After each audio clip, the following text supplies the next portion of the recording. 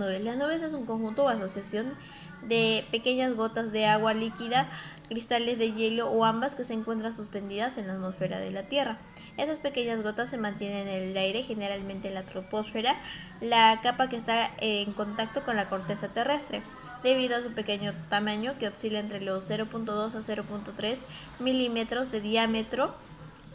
También estas gotas al principio son casi esféricas, dependiendo de su crecimiento o composición del núcleo de condensación, así como la humedad del aire. Cuando las gotas se hacen mayores, toman una forma clásica de pera y es en el momento en el que llega que ya no pueden sostenerse en la atmósfera y inician el camino hacia la Tierra. Las nubes dispersan toda la luz visible, razón por la cual se aprecian de un color blanco, pero a veces las nubes son muy densas o muy gruesas que no pueden atravesar la luz y por eso tienen un tono de color gris. También pueden desarrollarse en todos los niveles del edificio aéreo, es decir, a cualquier altura de la atmósfera. También las nubes se expresan en octas o octavos de la bóveda celeste, considerando el cielo dividido en 8 partes, pero primero se divide en 4 cuadrantes que pasan por nuestro cenit y los 4 puntos cardinales. Bueno, su importancia. La importancia es que cumple un rol muy esencial en el ciclo del agua, que regula la temperatura de media del planeta, como así contribuye a la refrigeración. Contribuye también al calentamiento, actuando como una manta que atrapa algo que de la energía que emite la superficie. También tenemos lo que es la formación de las nubes. Para esto necesitamos 3 ingredientes principales, que es el vapor de agua de la atmósfera, las partículas que emite su condensación y las bajas temperaturas. También de cierto tamaño, las partículas de agua comienzan a colisionar o adherirse unas con otras.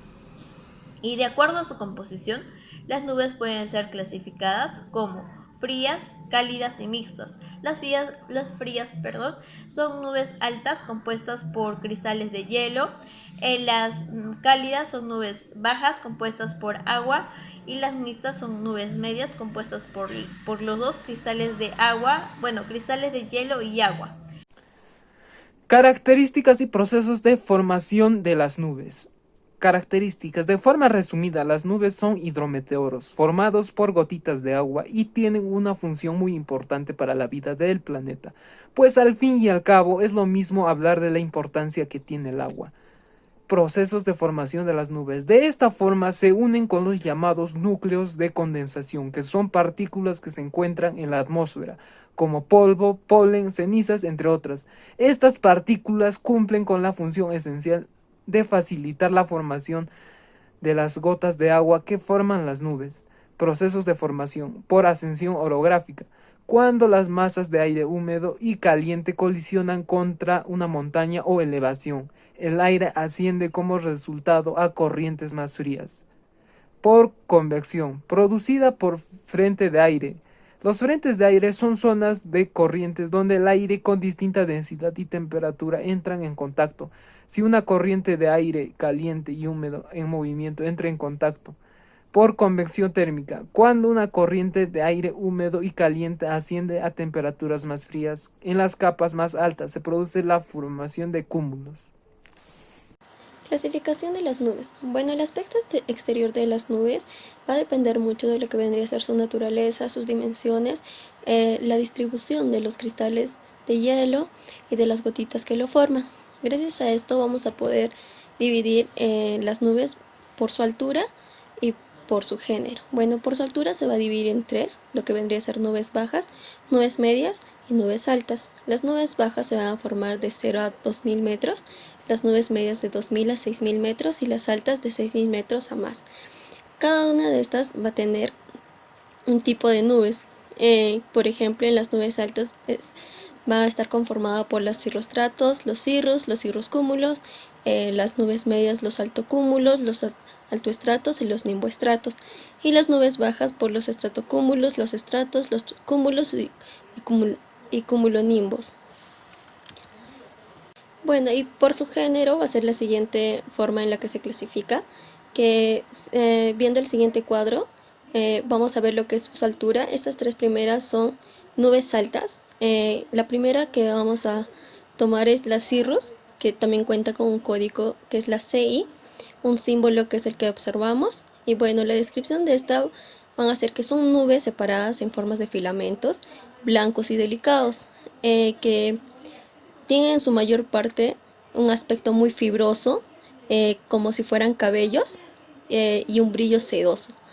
El siguiente va a ser el Cirrostratus, que su código es CS y su símbolo es el siguiente que observan.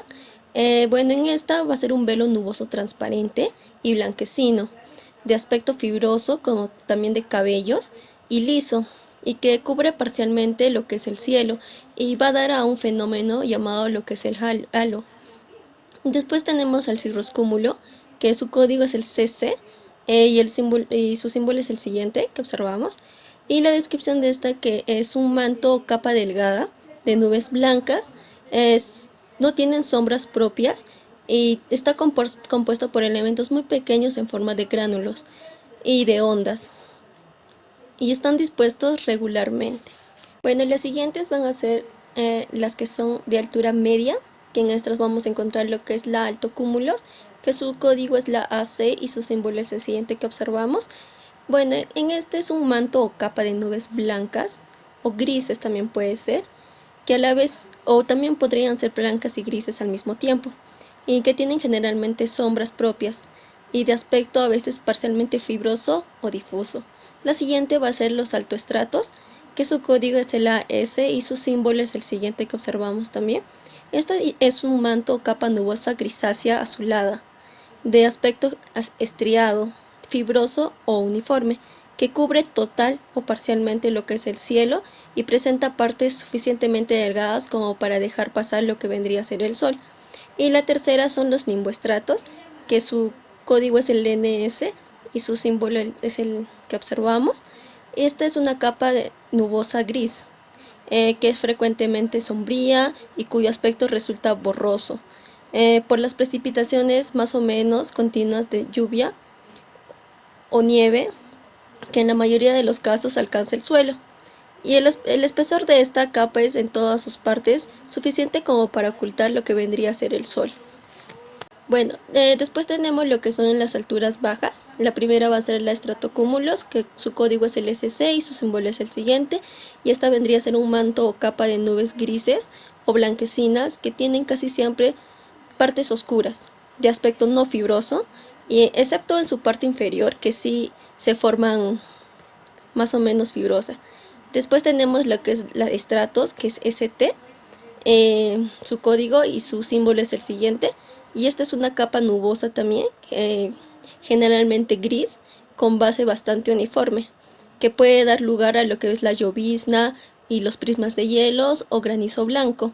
En cuanto a lo que es el sol, es visible a través de esta capa, o sea, sí deja pasar el sol. Luego tenemos también en lo que seguiría siendo los que son las nubes bajas, los cúmulos, que su código es el CU y su símbolo es el que observamos. Estas también son nubes separadas, generalmente densas y con contornos bien definidos. Esta vendría a ser una nube que tiene redondeces que incluso parecen coliflores, y cuando le da el sol son nubes bastante blancas y brillantes. Y por último tenemos los cumulonimbos, que su código es el CB y su símbolo es el que observamos. Y esta nube es una nube densa y potente, con una dimensión vertical considerable, en forma de montañas o de enormes torres. En una parte menos de su región superior es generalmente lisa, y en su parte inferior vendría a ser a menudo muy sombría, y existen frecuentemente lo que son nubes bajas desgarradas. En la siguiente imagen que observamos podemos ver el gráfico claro de cómo se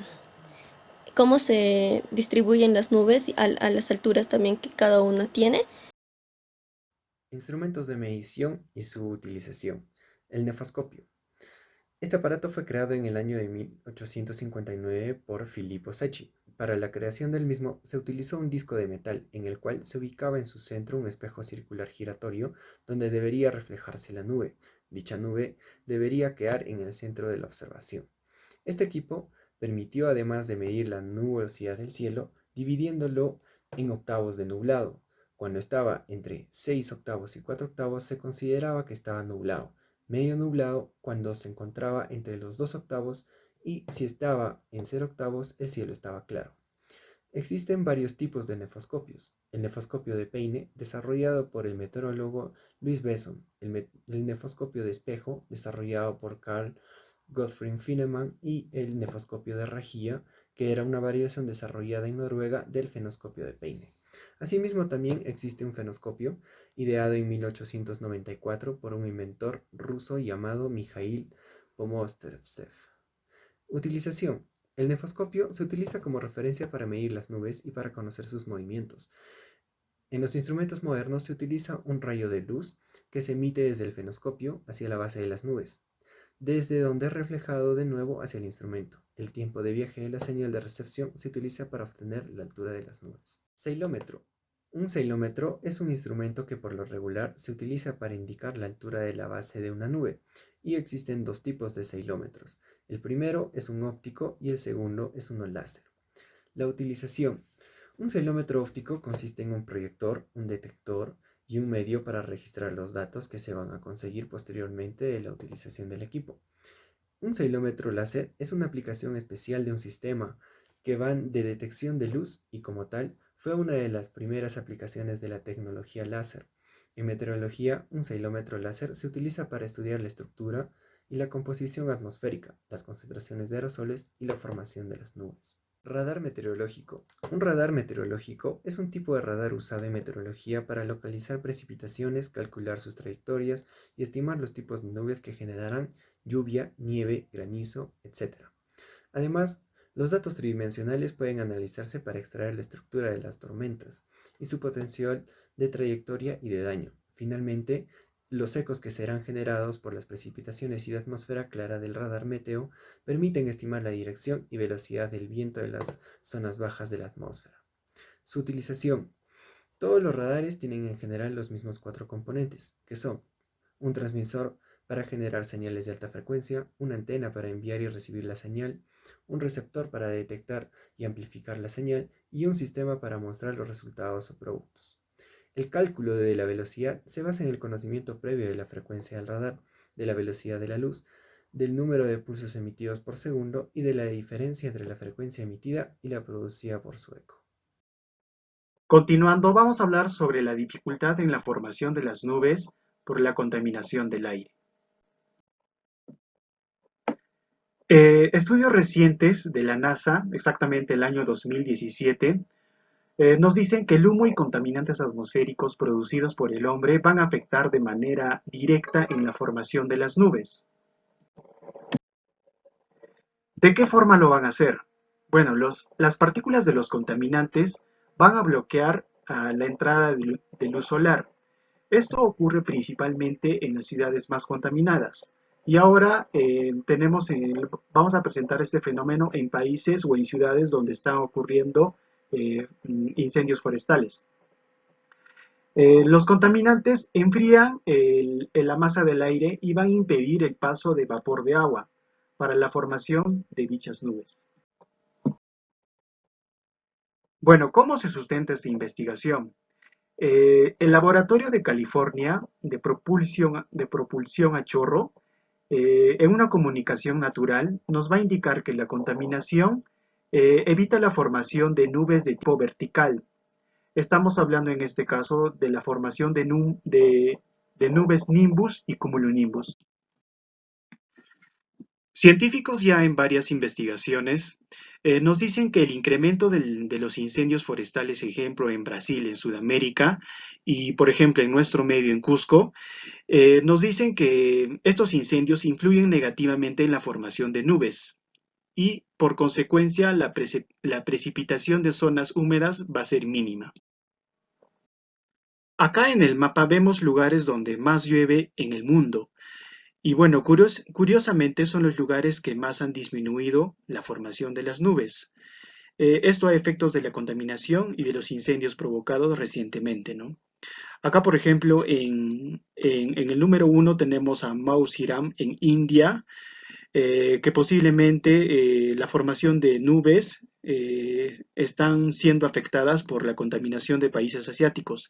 En el número 2, en Tutunendo, en Colombia, posiblemente esté siendo afectada los incendios que están ocurriendo en los países sudamericanos, ¿no? Como en Brasil.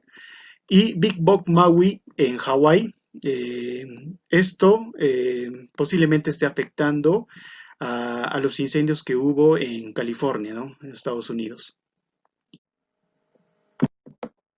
Ya.